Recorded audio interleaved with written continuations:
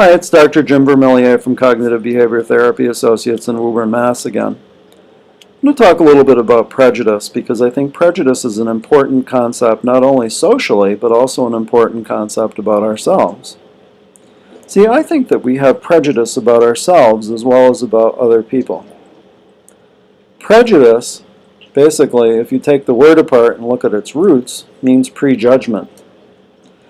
And prejudgment is really what beliefs are all about. So prejudice is really a form of negative belief that's applied either to yourself or to another group on an automatic basis. So, you might feel that, for instance, you're not worth anything, or you're no good, or you're stupid, or if people get to know you, that they won't like you. Those are prejudicial self-beliefs. Those beliefs were formed a long time ago, chances are, and you don't really have any evidence for those beliefs. They're just something that you accepted about yourself and came to believe. Now, beliefs don't like to change. So if I were to say to you, hey, here's an example where you really did a great job on this exam, the belief is going to say, no, I didn't do that. Right? That's not characteristic of my performance because I'm stupid. So this must be an exception.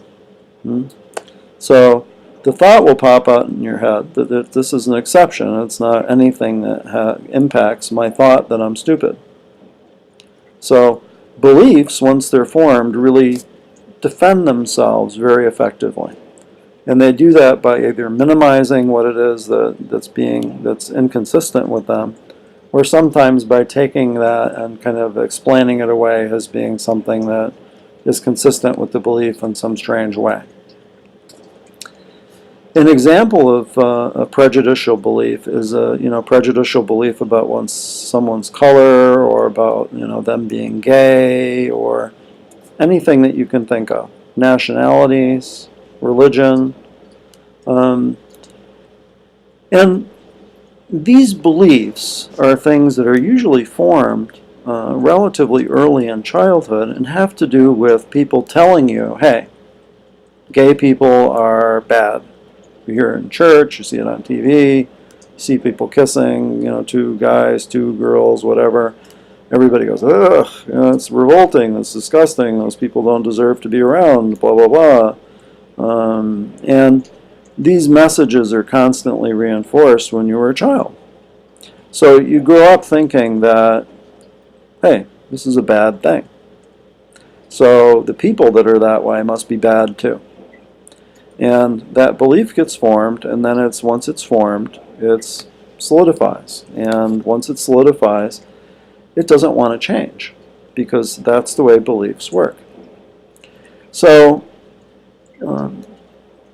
for instance, if you were to encounter someone who is gay, and you had a prejudicial belief about gay people, you might try to avoid them so that you didn't have to really deal with it, because your belief is that they're different and bad in some way.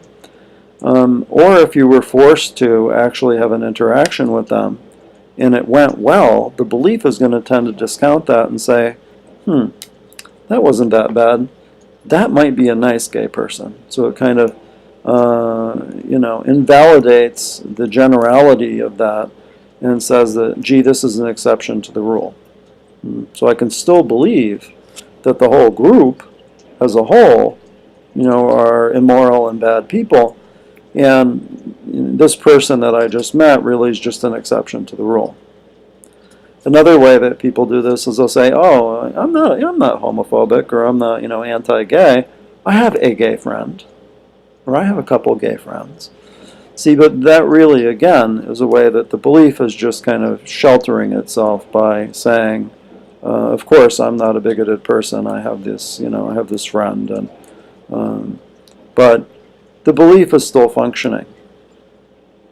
So beliefs are hard to get rid of. And if you were really going to try and eradicate a particular belief, you need to accumulate evidence in the here and now about whether or not that belief that you formed at some point in your history is true.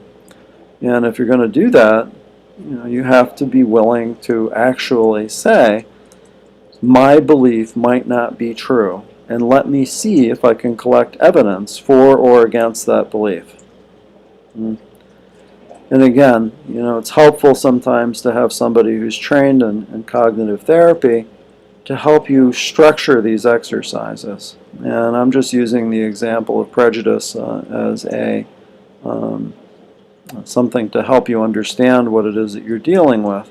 And again, I think that people form prejudicial beliefs about themselves and prejudicial beliefs about others that have negative impacts on, perhaps on their experiencing of the world.